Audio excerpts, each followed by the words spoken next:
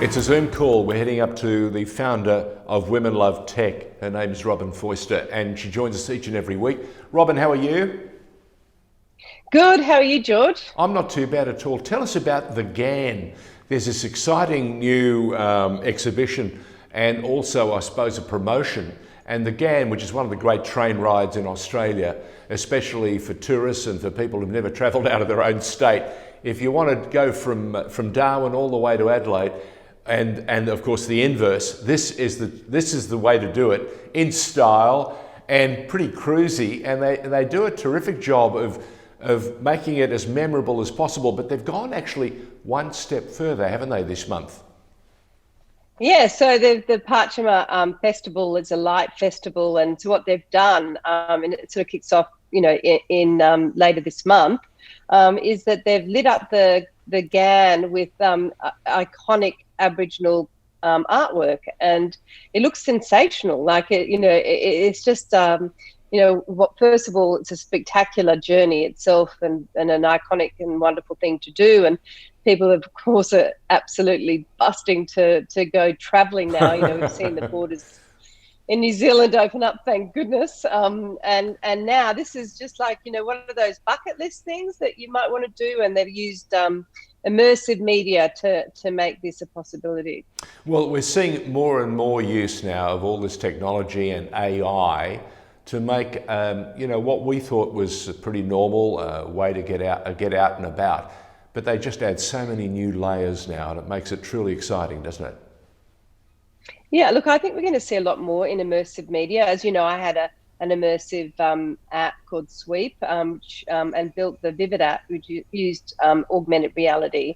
And people have got the technology on the phones, faster technology than ever before. And so, and Apple are designing all their phones, and Samsung are designing their phone and for more AR use. And so it just adds another layer of experience, and people want new experiences. So this is an example of that. And I think you're going to see more fantastic things happening thanks to technology. You touch on that. The New South Wales government allowed the Opera House to be wrapped in the colours of Greece last week. And of course it was to commemorate or to mark the fact that Greece had now notched up 200 years of this new independence when they broke free from the yoke of Ottoman rule back in 1821. So it was a seriously exciting time. And to see the Sydney Opera House shining like this beacon in blue and white, it really was quite something. And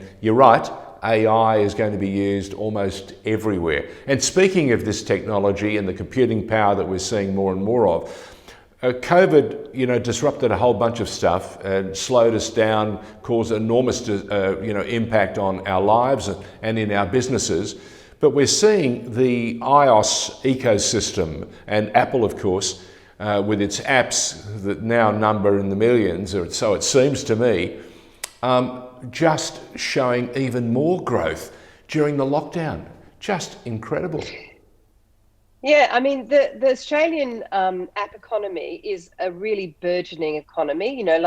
You think of it as just sort of like, oh, it's an app, but actually there's this amazing sort of group of people that are behind building the apps, and that means jobs. And becoming very. That means jobs. And that means, yeah. And so the Apple iOS app economy has created more than 156,000 jobs as of January 2021, which is an increase of 15% from 2019. So that's not to be sneezed.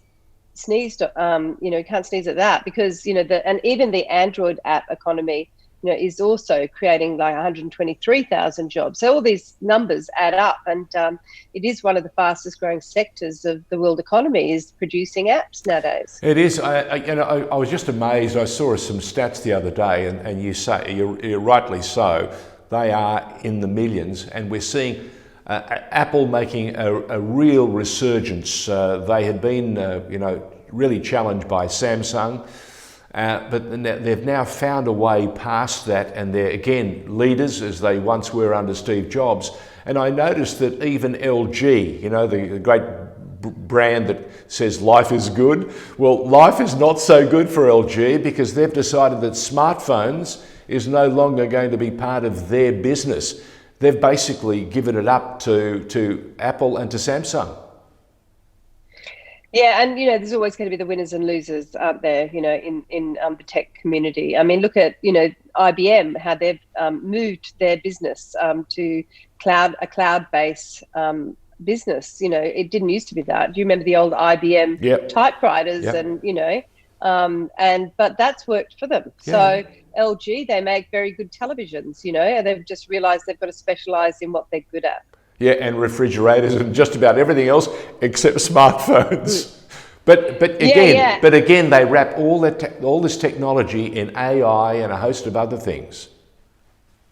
Yeah, and Amazon's an interesting one because they do move from one thing to another. They're constantly looking at what's the next thing that they're going to move into, and that's part of their business model. Because they started with the Amazon Kindle, and but books wasn't enough for Jeff Bezos.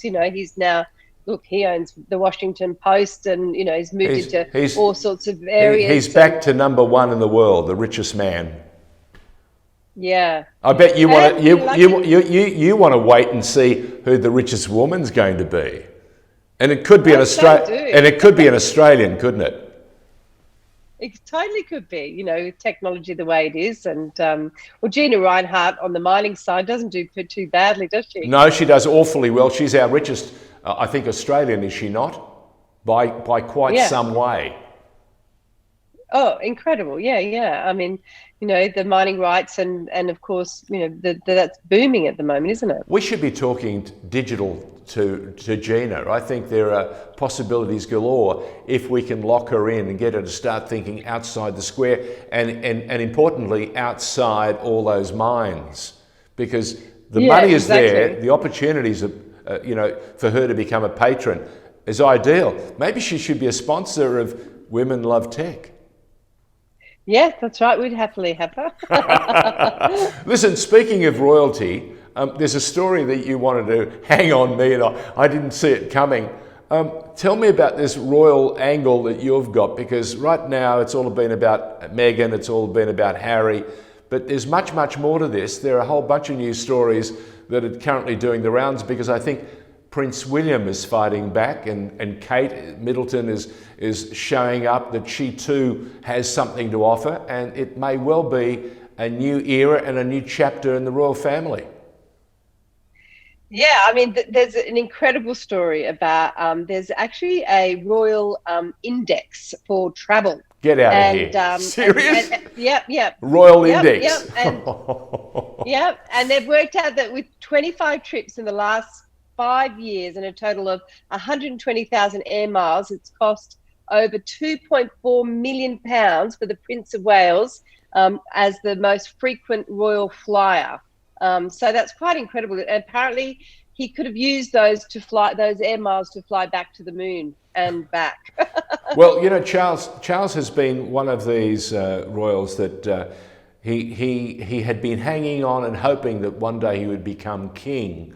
And as he realised that the Queen wasn't going anywhere anytime soon, he had to put himself, to do things that the royal family needed. And one of those things was to get out and about, and to be the one that would, handshakes, make the presentations, open up the various businesses and initiatives that the British government and others tend to do, and the royal family's at the very forefront, trying to be the best ambassadors for Britain, not only, and I suppose even more so now that they're no longer part of Europe.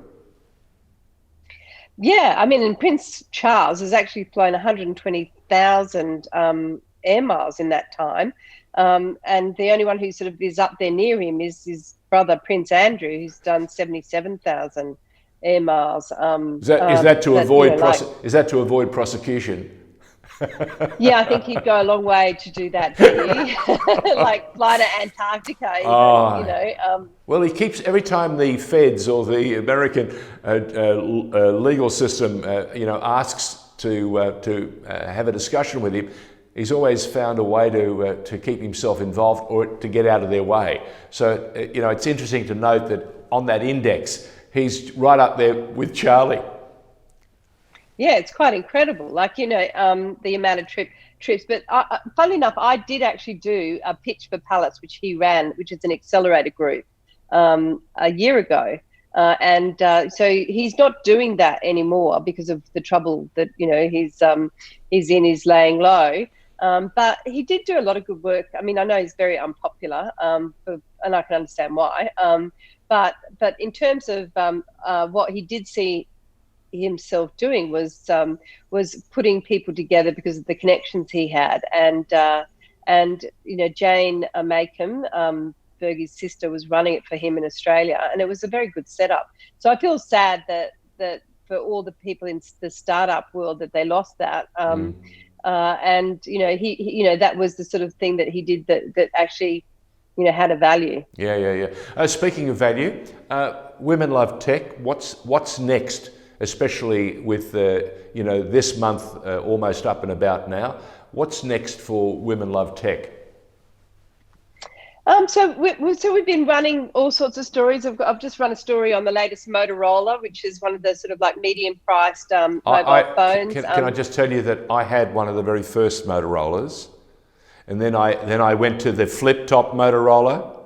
So I had the first two bricks, in Australia, and then I had the flip, and then of course then never went back to Motorola. So it's nice to know that the Motorola company is still there and hasn't gone anywhere, but it keeps coming up with new product. Yeah, and I think that I think that there's some Motorola it's a really sound product, and they do the sort of like, they don't just do the premium range, they do a lot of the very affordable range that so that you've got all the speed and the good camera and just what you need in the basics, but it's not as singing and dancing as the premium ones, but you don't pay the price. I was just going to say, speaking of the price, they were very expensive a long time ago. The battery would last about half an hour, and you would expect 4 or 5 calls to fall out. But that was the early days of cellular phones. And especially in Sydney in those early days, if you found yourself in a black hole, there were going to be serious problems. And I notice now that with the technology advancements, the Telstra and others are now scanning Australia and trying to make sure that all those towns and those communities that have been suffering for years with bad phone coverage are going to get some solutions. I'm hearing that they're making every best endeavour to make sure that there are those black holes or those dead zones are as few and far between as possible. And that means life and our safety. You can imagine now with farmers and our emergency services, anytime they can get a more reliable service, that's got to be great news, hasn't it? Yeah, I think NBN has done a really good job in terms of rolling that out for the regional areas, and that's going to make the difference, a world of difference for people in the country. And also, it sort of is why there's been a sort of like return to people wanting to live in the bush, which is a positive that's come out of the negative that we've seen in the last year with COVID, because the property prices have gone up, which is there's a people have realised. I was in Terrigal a week ago, which is just in the central part of New South Wales. Yeah, Terrigal, Wamberal, all those areas there. Beautiful part of the Central Coast. And I went into an estate agent and I said, so I hear the property prices have gone up a lot in this area. How much they've gone up? And they said, 20%. I said, what, in the last year? They went, no, in the last 2 months. Look, 2 months. Some friends of ours have went into Tukli recently, and they said they couldn't believe it. It was the same place that they've been visiting for the better part of the last 20 years. It's just prices, and also the facilities, and some of the grand old RSL clubs and have had a huge spend because they've realised that people are expecting a whole lot more. Yeah, and actually, that when you ask what we're covering on Women Love Tech at the moment, what we're covering a lot of is how companies are really improving the workplace and putting a lot of effort into the flexibility that people are being offered. And there's been a lot of research that's been done about whether everyone's going to return back to normal, or whether there's going to be a new normal in that, we have like 4 days a week, and the ability to work just maybe 2 days in the office and three days at home. Yeah. I have to think, now that people have experienced the luxury of having that flexibility and not always to commute, and that they've seen that they haven't need to travel overseas as much, that they can use technology. There's a lot of disruption that's happened quickly. But Robyn, it's also taken the employers and the governments to think differently as well. Before, they would have said to you, if you've got a job, you need to go to the office. Yeah.